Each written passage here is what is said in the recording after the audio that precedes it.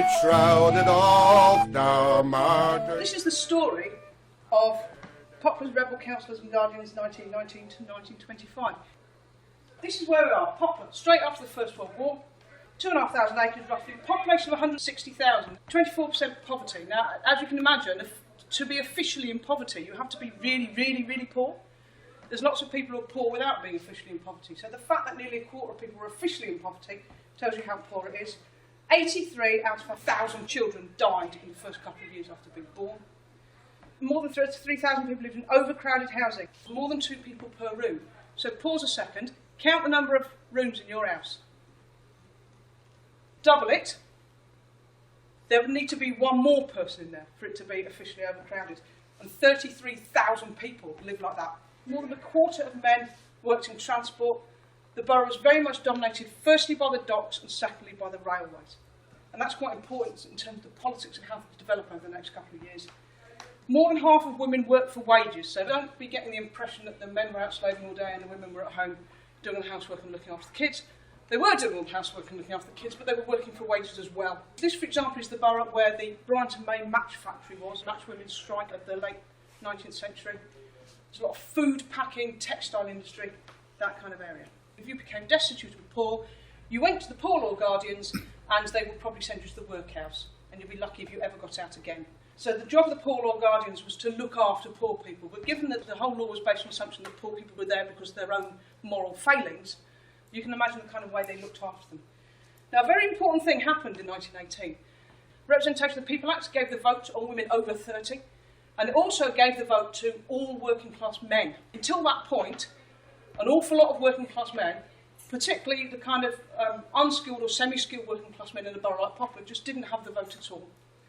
And the other thing it did was something called pauper enfranchisement. It allowed poor people to vote for the boards of guardians. Until 1918, if you actually received help from them, which meant being sent to the workhouse, or on occasionally if you were lucky getting something called outdoor relief, which is like dole money, if you got help from the guardians, you weren't allowed to vote in the elections for them, because you were clearly undeserving. And that was the problem, you say. As soon as you let poor people vote for the guardians, what did they do? They elected a bunch of socialists. And they also elected a bunch of socialists to run the council. And before then, Poplar Council had been run by an organisation called the Poplar Borough Municipal Alliance, which was just a club of business owners who stood themselves in elections or occasionally backed vicars, anyone who would defend their interests. The coalition government has been elected on landslide, which is a Tory Liberal coalition with the Liberal Prime Minister, David Lloyd George. The following year, 1919, a bunch of lefties get elected across London, and in Poplar they now hold 39 of the 42 seats on the council, the most famous of which was George Lansbury. Went on to become leader of the Labour Party in the 1930s, one of the best-known socialists in Britain at the time, also the best-known male supporter of women's rights as well. That's Bessie Lansbury's wife, that's Sam March, who went on to become the mayor. What we've got here is working-class political representation. For the first time, working-class people have been able to elect people who stand as candidates for the working class. An awful lot of people have stood as representatives of the working class, but have not then gone on to govern as representatives of the working class. But our Poplar socialists, they did because they believed in that rhetorical question, which George Lansbury said, Labour councillors must be different from those we've displaced. Well, why displace them? Why bother beating the Tories in the elections if you're just going to act like them if you get elected? So they did loads of things to improve quality of life for local working class people. They appointed housing inspectors who went round putting notices of improvement on slums, forcing the private landlords to do them up. They built new housing, they set up TB dispensaries. Tuberculosis was a major killer in all working class districts actually at that time. They expanded maternity and child welfare services, which went on to significantly reduce that horrifying figure I told you earlier about infant mortality. They improved the baths and wash houses. I have to say one of my favourite moments when researching this, going through the old minutes, was reading a decision of the Baths and Wash Houses Committee of Poplar Council, and I quote, "We resolved to heat the second-class swim." Which tells you two things. One, that there used to be two classes of swimming, a first class and second one, and the other, that the Tories didn't heat the water. They didn't even heat the water for the swim when working class people went swimming. So our Labour Council heat the second class swim. And when do we want it now? Brilliant. They started bringing in electrification to the borough. You've got to remember this time there's lots of streets, there's no electric street lights or anything. And they set about decasualising work. So people who worked in council services on casual contracts were put on permanent contracts. They introduced a minimum wage of £4 a week, which was all right in those days. Then what happens is, after a brief post-war boom, there's then a slump. So what happened in 1920 was there was a collapse in British export trade. Now, there's a collapse in export trade. The first type of work that gets affected is the docks, because that's where everything's coming in and going out. Knock-on effects, the railways, which are driving all the goods out of the docks, or not anymore. So a borough like Poplar, in fact, Poplar, more than anywhere else, takes a hit for this recession. Dock work is already quite casual, so a load of casual dockers were just flung onto the dole. A load of permanent dockers ceased to be permanent dockers and became casual dockers, while at the same time people who've been made redundant out of other industries came down to the docks looking for work. So you had a massive rise of unemployment. And one of the things that the socialists around Poplar Council wanted to do was public works. What you get is work that desperately needs doing, not being done, and people who could very well do that work on the dole. The government announced that it would fund local councils that did these public work schemes. So on the back of that, Poplar Council set one up, which was laying roads, and then the government said, you're not having the money. After all, the government said, we will only fund public works schemes which prioritise ex-servicemen, men who fought in the First World War. Poplars didn't prioritise ex-servicemen, it prioritised people with large or young families. They decided to prioritise on the basis of need. And also in a borough where a large number of dock workers and rail workers have been exempted from conscription. So the government had told them not to go to war because their work here in Britain was too important. And then having done that, and now their work suddenly isn't important enough to survive a recession, and the government says, no, we won't even fund you to get jobs under public works after all. That's the first thing that leaves Poplar Council with a bit of a funding problem. And the other thing is a basically very unfair funding system. Now, we still have an unfair funding system for local government, which is why council tax is nearly double in Hackney what it is in Westminster, nearly double in Newham what it is in Wandsworth. Because if you have to fund your local services from local taxes, people who need more services have to pay even more to get them. The phrase they kept using in Poplar actually was the poor keeping the poor. You still have that now, but it was even worse then. And one of the reasons it was even worse then is the equivalent of what is now dole money was also a local charge. So benefits paid to people who are out of work were paid for out of the local rates. So in an area like Poplar, where you now have massive unemployment, you've just been done over by the government on your public work scheme, and you've got to meet the needs of this borough by taxing the very people whose needs you're trying to meet. You've got a massive financial crisis. In those days, borough councils paid what were called precepts to cross-London bodies. Now it's to the GLA and Transport for London via the GLA and London Fire Brigade, etc.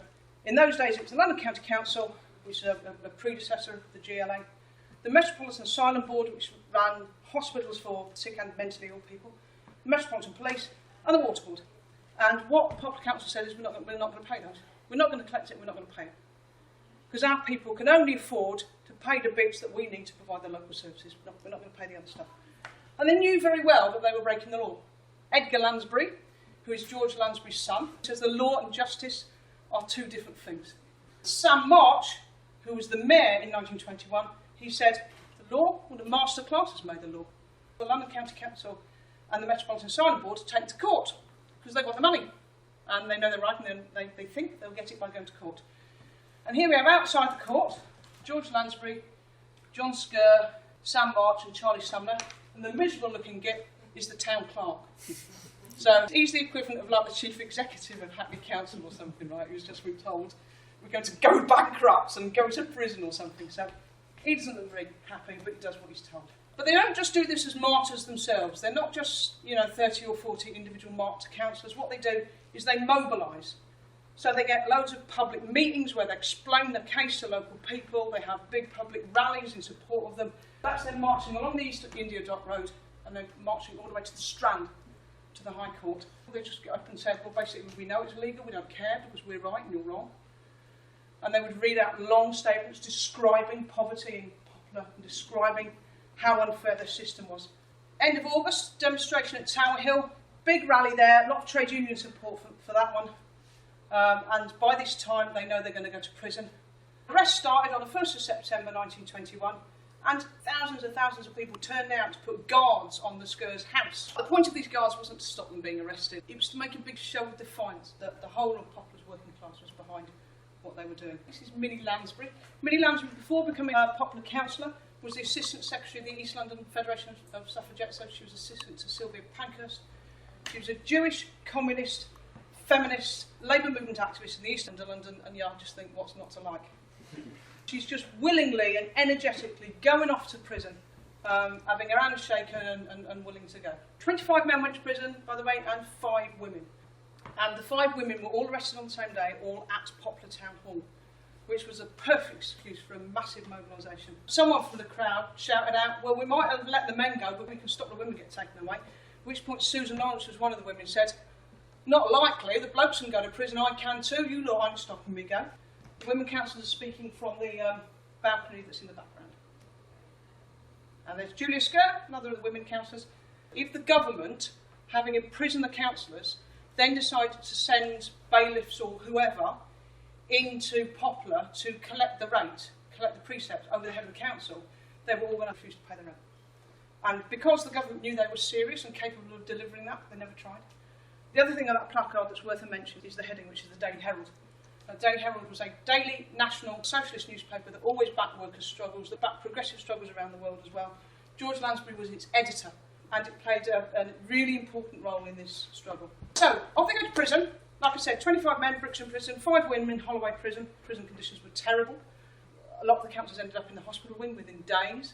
Every night, massive crowds outside the window, cheering them on, singing the red flag, hearing speeches.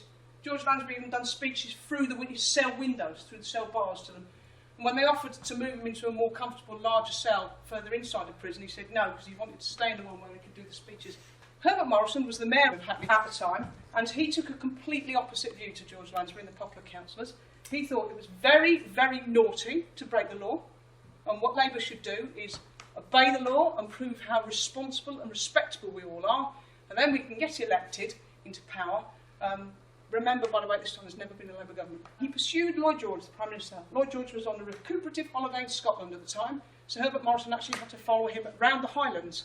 They eventually tracked him down in a place called Gairloch, where he begged him to take action. And Lloyd George replied that there is only one way to deal with unemployment, and that is to wait for better times. Thanks for that, Mr. Lloyd George.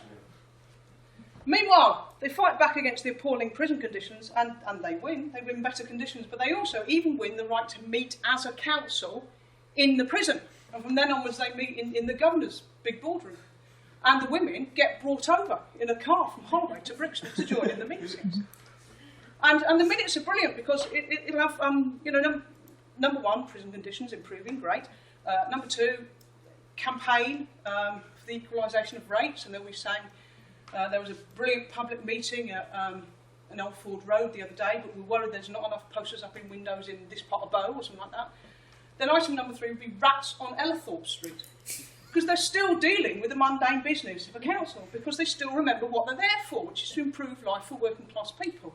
In other places, Shoreditch Council voted by 1 vote, not to do the same as Poplar, when the right-wing Labour councillors crossed the floor and voted with the Tories.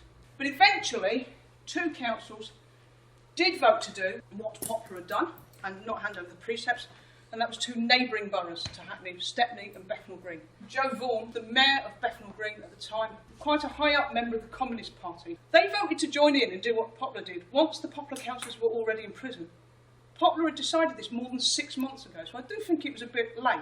The other council that voted to do the same now was Stepney, and that did it on a resolution proposed by Mr Clement Attlee. He said at the time, I've always been a constitutionalist, but the time has come to kick. So he was very much saying that he agrees with Herbert Morrison normally, but he thought this was a sufficiently exceptional situation not to. Ta-da! They won! After all these demonstrations, particularly with 2 other councils voting to do the same thing, they'd been in prison for 6 weeks and they won. When they went to prison indefinitely, because they went to prison for contempt of court. If you get sent to prison for contempt of court, you are sent until such time as you purge your contempt. So, until such time as they collected the precepts and handed them over to the London County Council. And they became, on their release, the first people ever to be freed from a contempt of court imprisonment without having first purged their contempt. So what did they win? The Local Authorities Financial Provisions Act 1921, it created cross-London pooling of outdoor relief costs, like dole money. It's the help you get off the Guardians without being sent to the workhouse. And it would be pooled up to scales set by the Minister of Health. Poplar gains over £250,000 a year. A really quite significant redistribution of wealth from the rich boroughs to the poor boroughs. This is a great discouragement to those who believe in constitutional action and a great encouragement to those who believe in revolutionary methods, said the Tory MP for Poplar, a fellow by the name of Blair. That's just one part of the victory rally in Victoria Park. Fuck you, I won't do what you tell me. Fuck you, I won't do what you tell me. Fuck you, I won't do what you tell me. Motherfucker!